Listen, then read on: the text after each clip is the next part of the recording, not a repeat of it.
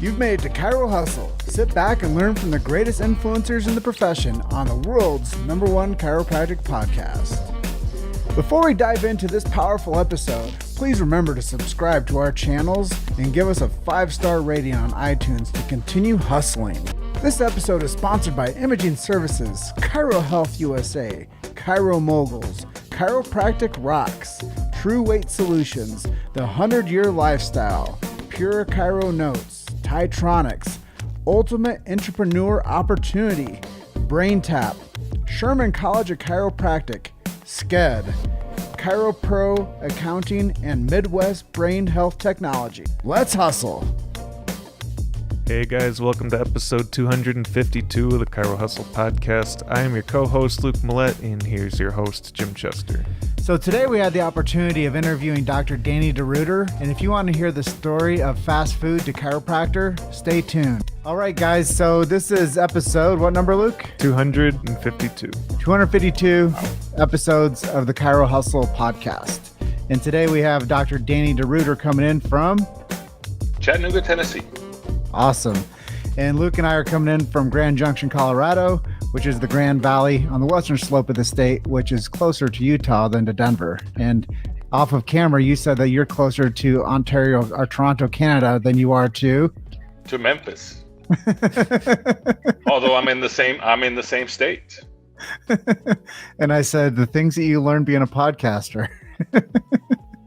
So, you sent over this really impressive bio. I don't usually say that about most people. One time I got like a bio and it was like 18 pages, and that wasn't impressive because that's 18 pages of me reading somebody's like line item of everything they've ever done since like kindergarten. But you have a really cool story, and I just wanted to be able to share that with people today. I know that we were doing some of that share before this started, but can you just share with people how you got into chiropractic and a little bit about your chiropractic story? All right. Well, I was, before I was into chiropractic, I was interested in natural health somehow, but I didn't know exactly what. But anyway, I was and I was floundering in my life. I had tried every job, and at the time I was a fast food restaurant manager, and I probably worked in fast food a total of like 10 years, and that this one time I was telling the kids at Wendy's to change the special sign. We had the roadside sign, and every month or I think it was every week we would change the special. So I told the guys, go ahead and put whatever special we were doing, and kids are gonna mess around and not do things the way you wanted it to do. And so finally I got really angry. I'm like, whatever. Get down from there. I'm going to get up there and do it myself. So I climbed up on the ladder, and I lost my balance and I fell. And when I fell, I think I landed and I took some ribs out. I couldn't breathe. I didn't know what was going on. I just told somebody, call 911 because I'm dying here. I can't breathe. And then one of the girls that worked with me, she's like, well, there's a chiropractor right around the corner. I can call up and see if he will see you. I'm like, whatever, just I need help, whatever it is. And she called, and the guy's like, yeah, I'll wait for him. And it was like 6:30 in the evening. And right away, I'm like, what kind of doctor waits, at 6:30 in the evening? Who's there? So I show up, and he was by himself, very nice old guy. And he took care of me. And right away I felt better. And after, I guess, several visits throughout that month, I remember he was doing some weird stuff that I thought was weird. I realized it was applied kinesiology now, but he was telling me about my adrenal glands, and I'm like, how is that possible? How does he know what's going on with me? This is so cool. And I remember saying, I wish this is the coolest job in the world. I wish I could do that. And that's when I heard a voice outside of myself that said, well, why don't you? And I nearly fell off the chair, but I managed to get out of the office I didn't say anything. I just kind of kept it together, and I walked out of the office. And in those days, you had to, if you needed to get information, you had to go to the library because you couldn't get online. So there was no internet back then. So this was like 90, 91, 92 maybe. So so I went to the library and I went through the card catalog and I found chiropractic schools. And I remember I wrote to them and they sent me their catalogs. And at the time I was doing geographic, what's the closest to the radius and I was in Miami, Florida. And, what's the closest there? There's only one school that at the time, it was Life in Marietta. So I wrote to them. I did write a couple places that I thought would have been cool to go to, like Portland and Iowa. I didn't think it would be cool to see. So I skipped that one. So, so I remember Life wrote me back and I got accepted. And within 3 months I rented a U-Haul and I just left everything and moved to Georgia to start my new life. I love your story. So what would you say are some things that make you unique in the chiropractic world? Well, I've always been attracted to just strange stuff. So whenever there was a technique that was a little different, a little weird, I would always gravitate to that. But again, I'm not a, how would you say, at the time, you had your chiropractors who would wear Birkenstocks and tie-dye t-shirts, and those guys were attracted to those techniques, but I wasn't, that wasn't me. So I'm very, I guess you could say mainstream, but I was into all that stuff. So, and I've learned, I try to stick to things that are eclectic type of techniques, and that's worked pretty well for me, I think, over all these years. Well, after reading your bio, one of my favorite things that you say on here is that I have two beautiful daughters, Audrey and Chloe, and they are not impressed by anything written about me on this page. Which, if you have kids, you understand that completely. They're like, "Oh my God, Dad, whatever." And like your bio, I mean, people will see this when we publish your piece, but just getting it gave me it just made me feel good to learn about you from your written word. So kudos to you for writing, or whoever wrote this for you. It's really well done. Well, that was really me. I'm not like you. You have a whole staff that writes stuff for you, and this is me, man. I love it. So knowing that, what keeps you motivated? Do you have any motivational quotes or mantras that keep you fired up as a chiropractor? My favorite, I have the post, I have the truth from BJ Palmer. That's one of my favorite ones. But the one that when you asked me this question, because he sent me the questions ahead of time, and I'm going to read it just because I want to get it right. I will sell chiropractic, serve chiropractic, if it will, oh God, I can't even get through it without choking up. I will serve chiropractic if it will take me 20 lifetimes to do it. I will promote it within the law, without the law, damn it, in keeping with the law or against the law, in order to get sick people well and keep the well from getting sick. BJ Palmer. I feel the chills, brother. But I've always, even the first time I read that, it was just like, I got chills. And I'm like, oh my gosh, that's what I feel. So that's why you've been doing what you've been doing for the past 23 years. Yep. Even when it feels like you're the only one that's doing this, you're in a whole sea of, medicine and chemicals and you're the only one that's preaching this stuff. And that keeps me going. Well, it's an honor for us to be able to do what we do and connect with doctors like yourself so frequently, because I just took an immersion in chiropractic over the past 12 years. And Luke and I were not chiropractors, but it's so powerful to hear the passion behind the practitioner's voice and to be able to let you elevate your voice through what we create. So thank you for sharing so candidly for us. And if you know me, I will get choked up at pretty much anything. That's just me. So I don't feel special then. No, but of course. Thanks, bro. Thanks. So you said that, we're in a world that's surrounded by chemicals and drugs, and you kind of wave your own flag out there. Let's just talk a little bit about the chiropractic profession and what it would mean if everybody actually took the opportunity that didn't get injured, actually, to come in and see a chiropractor and get checked and adjusted if needed. And I really believe that if every like I feel we need chiropractors in the ER, because I'd say at least half of the people that walk into the ER just need an adjustment, and they'd feel better, and they will be better. Because you go to the ER, they just look at you and run up some bills and then give you, ibuprofen and send you home, if on a good day. So if we had chiropractors in every ER, that would be huge. That would be a huge accomplishment because you'd actually be helping people in the hospital. But if everybody in the world got adjusted, what you got to understand, if there are forces, that we could visualize this, but to somebody else, that's like, oh my gosh, that's a worst case scenario, like big pharma or something like that.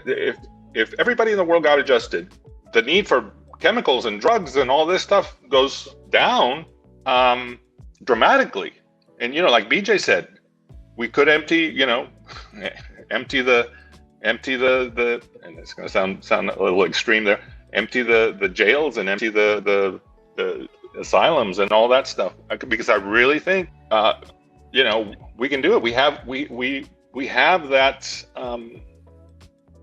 capacity to, well, I shouldn't say we do. The body's amazing, and all the body needs is a little bit of help to get it to where it needs to be. And that's where we come in. And people say, well, how come you get to see all these weird cases and all these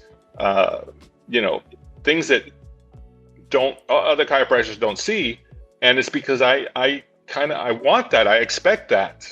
I want to be the guy. I don't want to work on the 55-year-old guy with back pain. I mean, I do it, but that doesn't get me up in the mornings. I want to see the kid that had trouble with digestion and has been to all sorts of doctors, and it goes in the morning and you just adjust them and they're fine. They're fine the next day, and the mom calls you crying.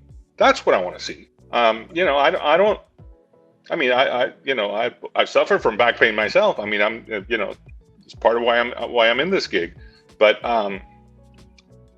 that doesn't really excite me as much as the other stuff, the miracle cases. And when you've been doing this a while, you realize it's not a miracle. It's just that we know how things work, and we can facilitate things. Well, I love what you're just mentioning to us, and one of the things that I pre-framed this question, the blueprint of this question, like early on, was BJ Palmer's Utopia. And I knew that eventually somebody along the journey of us asking this question time and time again, that somebody would say that eventually if we did it the right way, we would empty the jails and the asylums with chiropractic, just like BJ said. And, people might think, hey, I've been doing this for a long time. And, I was in a room earlier with a bunch of podcasters, and they were like asking hey, how should you format it? And I go, well, I think you should format your show the same way every time, so it's predictability for your end user, so they get familiar with what you're doing. But it also gives you a guideline for the people that you're interviewing to know that you're like holding their hand a little bit too. And I said, it's not a thing to like divert from the strategy. If you want to expand on a question that you ask, or if you want to actually be a part of the conversation as well. But I was like, people look to us to create 45-minute to an hour episodes, and they look to us to deliver a similar style product time and time again. And that's what makes it fun for us. So cool. I did set that up. So that's a pretty cool vision of the way things could be, but the way things are right now, where do you see chiropractic finding itself in about 20 years? Well, I'm the guy that kind of wants and it's I'm going to get some hate mail for this. I want the system to kind of crumble, if you would, because that is when we will be they'll see what works and what doesn't work. Okay, because otherwise we're just going to be relegated to back pain, and like I said, there's nothing wrong with that, and I have very good friends that's all they do every day. But I can go. I'm excited to go in to work in the mornings. I don't know if those guys are, but I am really, really excited to go to work in the morning because it's my duty. I feel like I can't. Dang it!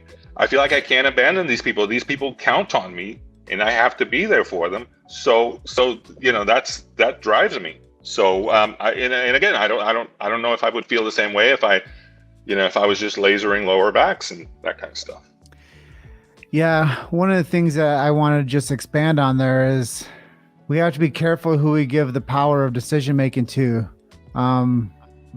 Right now I'm supporting the movement up in British Columbia, and they're trying to remove x-rays from being a part of the diagnostic of a patient that goes to a chiropractic clinic.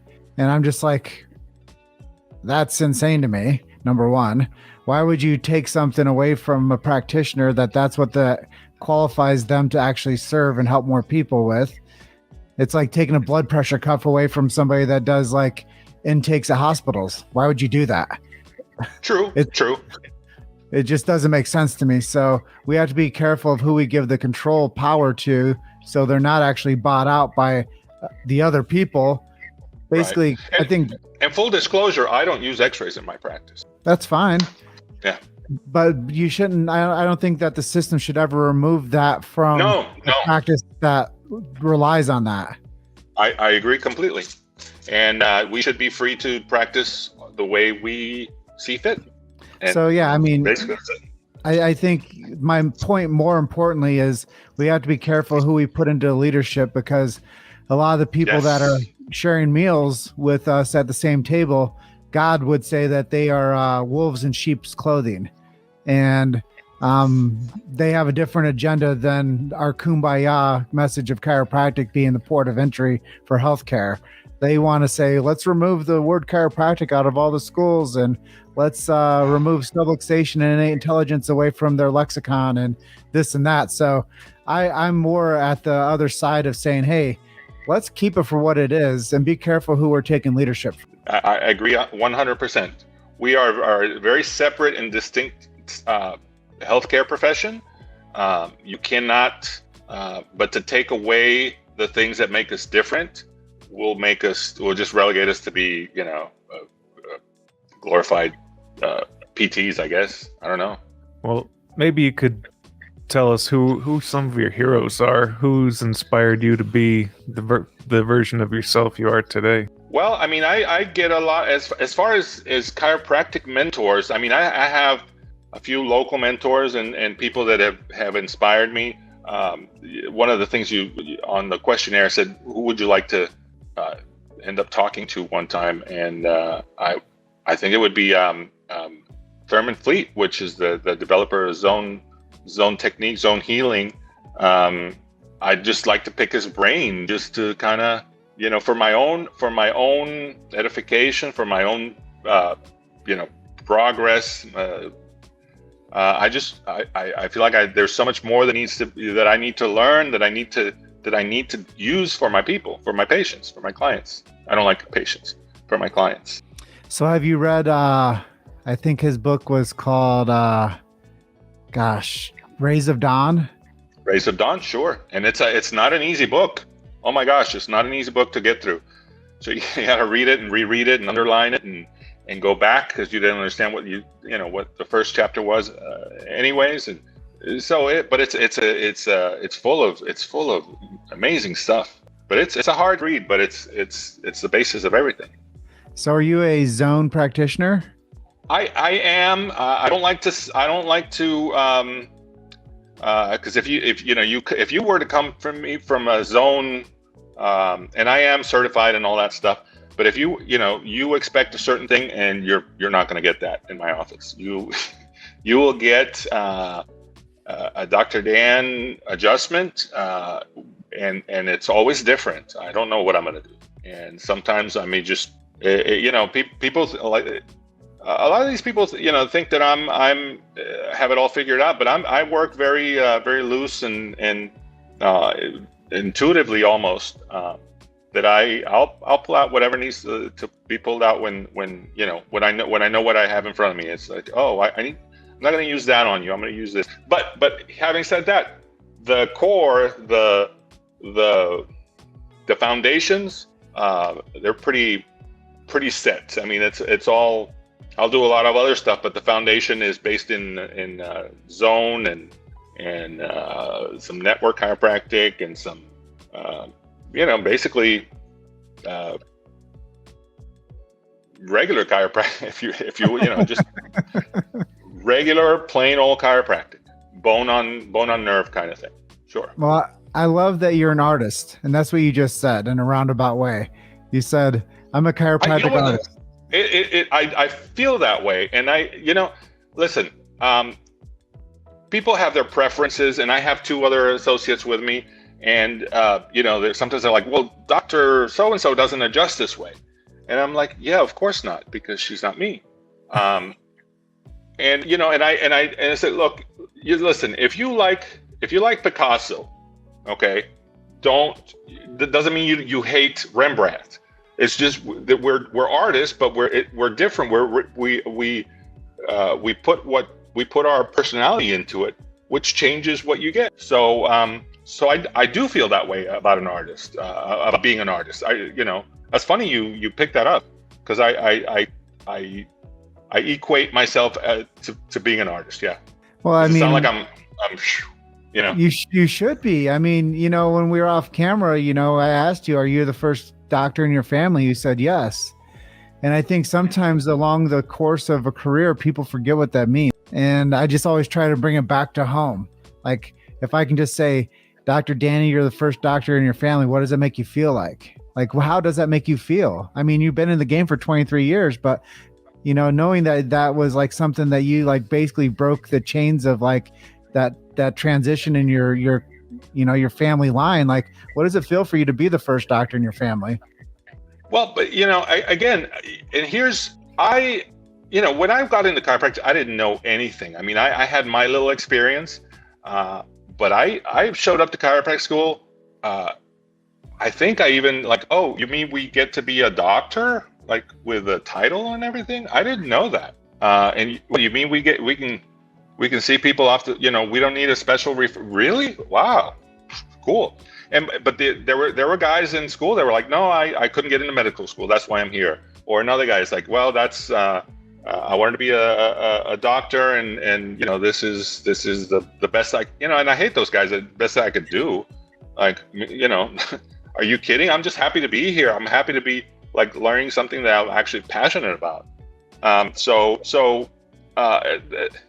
I try not to, that DR in front of my name, that doesn't. I'm proud of it, but that doesn't define me. I don't let that get to my head, and I don't treat anybody differently because of it. I just I worked hard for it. I'm proud of it, but that's all. Well, I want to take this in a little bit different direction, and going back to the artist. Mm-hmm. What does it mean for you when you like retune someone's body? And I kind of look at it like a guitar won't play right unless it's tuned properly. Maybe exactly. You can speak on that a little bit about when you give people the music back in their body. Well, the way I feel about it is if you're all, let's say you tightened all, and I'm going to use analogies because people say I love analogies. I guess I do. But imagine if you get a guitar and you just tighten all the frets, and you're only going to play one. There's only one note that's going to come out, no matter what you do, because you've got all the tension here, and you're. But when you release the tension, that's when you get the music. That's when everything is nice and free flowing and adapting, and that's I think that's beautiful to look at it that way. It's you're freeing the body to be whatever it is it's supposed to be, and it's not for me to decide. It's your expression. Well, I think one of the famous quotes is, "Don't let the music die inside of you." You've made it to ChiroHustle. Sit back and learn from the greatest influencers in the profession on the world's #1 chiropractic podcast. This episode is sponsored by Imaging Services, Chiro Health USA, Chiro Moguls, Chiropractic Rocks, True Weight Solutions, The 100-Year Lifestyle, Pure Chiro Notes, Titronics, Ultimate Entrepreneur Opportunity, BrainTap, Sherman College of Chiropractic, SCED, ChiroPro Accounting, and Midwest Brain Health Technology. Let's hustle. And I'm very I've been incorporating a little more. Listen, I know that whatever goes on here is expressed in your body. So I think 80% of the stuff that we see in our office has to do with what the person is thinking, what the person is projecting. So I try to have them connect to what motivates them. If you're working in a crappy job that you hate and you're coming home to partner that you don't really like anymore, are you going to be subluxated? Yes, you are. So I will usually I'll touch on some things that kind of get them to reevaluate their lives a little bit. It's not that I'm and please don't get me wrong, I don't sit down with them on a couch and talk to them. I see my average patient visit is less than 5 minutes. So but I try to see what's going on with this person in front of me, and a lot of times it's something very simple that's going on in their life that if you just mention it or address it somehow, or that your adjustment's going to last twice as long, or you won't subluxate in that area anymore because we dealt with the cause. Yeah, I think I've heard it said over and over that it's called the above atlas subluxation. The above atlas, yeah, very good. Yeah, so we do a lot of that. And most people think that the only way that a person can be out of alignment or have a subluxation is through a physical type of injury. But a lot of times people, like you're saying, they represent a subluxation based on a mental impulse that is over time, it never gets corrected, and it causes some type of a physical dysfunction or distortion or tension pattern that people don't know why they actually got hurt the way that they are and why they're expressing symptoms the way they are, because they've never been able to have anybody ever tell them that the mind controls the body. Exactly. And nowadays, everybody's wearing masks and this whole thing, and you're afraid to get within 2 feet of somebody because God forbid something might jump on me and make me sick. But honestly, it's if you believe that you are weak, guess what happens? You're weak. If you believe that I'm going to get sick from when this person coughed in my general direction, I shall cough in your general direction and make you sick. Then guess what? I will get sick. So it's part of, and like they said, part of being a chiropractor is teaching, is being part of being a doctor is teacher. You got to teach people how to think the right way to not make themselves worse. And then of course then you have the people that just they're sick because they want attention, and but we're not going to go into that. Well, maybe you can tell us some ways that you market yourself, and maybe tell us some marketing that failed in the past and what you learned from it. Yeah, I saw those questions. The most horrific waste of money that I have been a part of were billboards. I think I was working with a group back then, but I remember we blanketed the city. I think we had, and it's a medium size. It's like a city of 60,000 people. We blanketed the city with 9 or 10 prime billboards. Hey, we're opening. Everything. It's amazing, huge billboards. We have one person come in from all those billboards over 6 months, which is a ridiculous. Oh my gosh, what the kind of vacation you could have taken on that money? Oh, my gosh.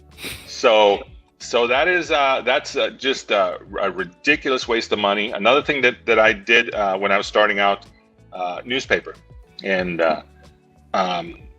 again, I guess that would work for somebody, but I think these are different times, and back when I started, everyone was telling me how I had to be in the yellow pages, and I even back then I was like, the yellow pages, number one, are too expensive, and number two, I think they're on their way out, and sure enough, but that's where all the doctors would I remember I took a call from the yellow page rep, and our ad was going to be something like 35,000 for not a whole page ad. It was just it's a little ad, and I was like, it's the most ridiculous thing I've ever heard. So what I do, I will, as far as marketing now, I don't. I guess it's mostly word of mouth. Again, I've been in the same location for 15 years. I mean, not the same location, same city, 15 years. People know me. I have a fairly good reputation, and I'm proud of that. And I'll tell people, it's like, okay, they'll ask, like, just ask somebody, and if they're like, well, I don't know, ask around. Our name will come up, and I'm very confident that our name will come up in a positive light. And that's really all we do. I'll run maybe some. If you search for, maybe I'll come in. I'll pay for a Google Maps listing or something, but nothing big. So let me ask you. You've come from like the old school marketing, billboards, yellow pages, newspapers. Yes. Which I think is a lot of the, really good, vital discussion for people to know. But now we've evolved today, and I call that old school marketing.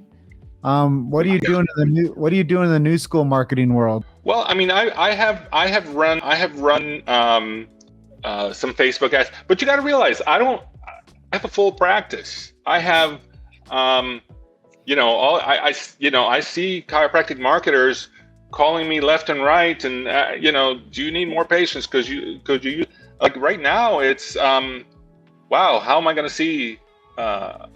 If you knew the numbers that we get about 80 calls a day, just phone calls. Not necessarily. I mean, some are they're. I started tracking the number of phone calls that we get, so I think that's fairly good. As far as for somebody starting out, I think even though there's all these, and I'm going to sound like a really old guy here, there's all these newfangled marketing methods, But Facebook is just today's billboard, and Google Ads is just the yellow pages of today. There's something to be said about getting out there and talking to people and putting your hands on people, because that's when I started. That's what really got people in the door. And when you what we would do a little questionnaire, and then like a little mini massage, and I would actually sit there and kind of rub on the little spots that were bugging them, and I would just do my chiropractic. See, this is affecting also, not only does it hurt here, but you probably have headaches, don't you? Like, oh my gosh, how do you know? You're amazing. No, see, already they think I'm amazing. I'll just something very obvious to us, to any chiropractor, and I would go a little bit further down. Like, do you feel this spot right there? Are you having digestive issues? You're a genius. I'm not a genius. I'm just a chiropractor. But I'll be a genius for you if you come into my office. And that's and another thing that's very whenever you're doing a screening or something like that in person, a lot of people they forget what the goal is. The goal is not to sell them on chiropractic for life at that time. Just get in. I want you to come to my office. That's all I want. Set the appointment and get them to come in your office. And just like like every marketing piece has to have a goal. And this. You're the guy. I just want I want a lead to walk in my office. Okay. then once they're in my office, then my goal is for them to sign up for a plan of care. And then after that, my goal is to get them for lifetime care. And that's it. Are they gonna, no one's gonna buy lifetime care on their first visit, just, because you probably don't know anything about chiropractic. Why would I need to sign up for lifetime care right now when all, my lower back hurts? That's it. Once you fix it, I'll see you.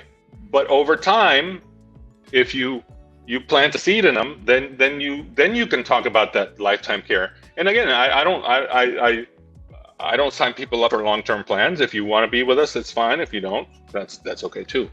Yeah, my practice is the least stressful practice right now than it's ever been. Well, I just want to dovetail off something you said there. And I did do a lot of chiropractic screening events. Mm-hmm. And one of the things that anybody that listens this deep into our conversation is going to get some good takeaways, because I would tell them, come in for your first visit. You can talk to our doctor about anything that's going on with your health. We'll do a full exam. We'll tell you what we found. We'll tell you how much concern there is. We'll tell you how we can help you. I call these first 2 visits the great relationship builder. If you like us, you think we're a good fit, you'll stick with us. And I said, by the way, it's our job to earn your business. And if you think that we're going to be able to give you the care that you're looking for, then you'll build that relationship with our doctor and you'll stick around. If you don't, you come in for these first 2 visits, what you're going to walk away with is going to be amazing anyways. You're going to know more about your body and the condition you came in with than anybody else will ever tell you. So what day is best for you to come in and see us? There you go. You've done this once or twice before, haven't you? Yeah. But, it's our job to earn their business. And it's not our job to thump them over the head with a green book and say, this is why you need to come in for the rest of your life. Exactly. And that's, when our first visit is designed, you talk about 2 visits, it is designed that way. You come in for you pay for your first visit and your follow-up is included. We don't say it's free, but it's included. So that way I have 2 times to blow your mind. Okay. Because I remember reading, I think it was Guerrilla Marketing, that said, you will tell, if you have a good experience, you'll tell 4 people. Oops, I'm losing my headphone. If you have a good experience, you'll tell 4 people. If you had a bad experience, you'll tell 9 people. But if you have an amazing experience, you'll tell everybody.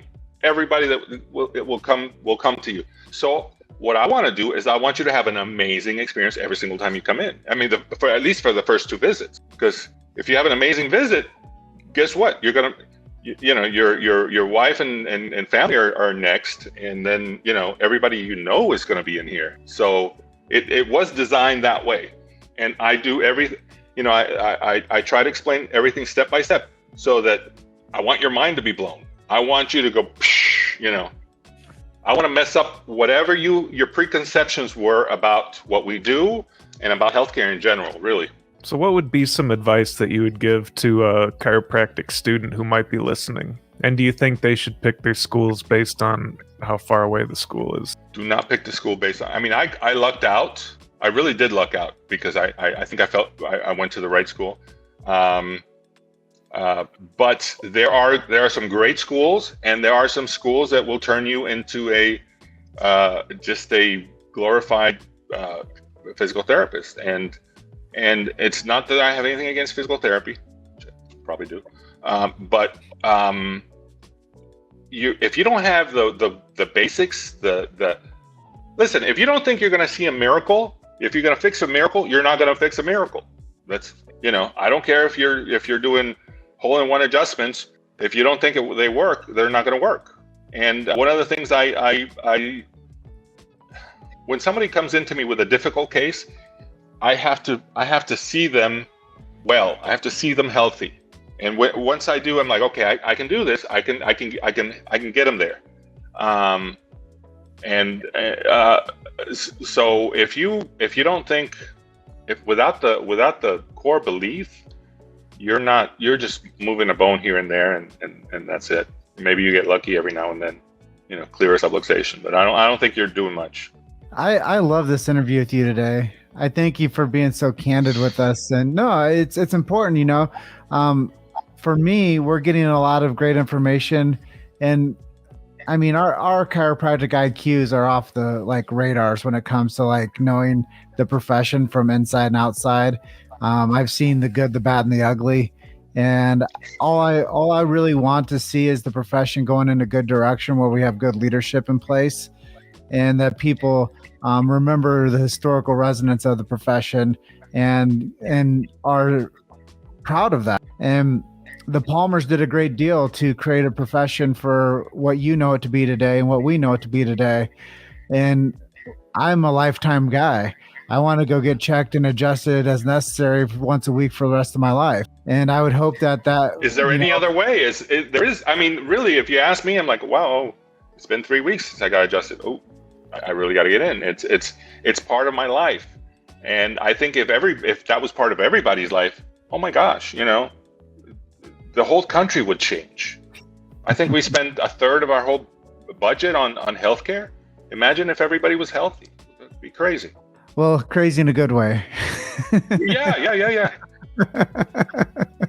It would be astounding to see what would happen to It would be fantastic. We could actually fix the problems that we don't have money to fix right now, because all our money is getting sucked in the black hole of lousy healthcare.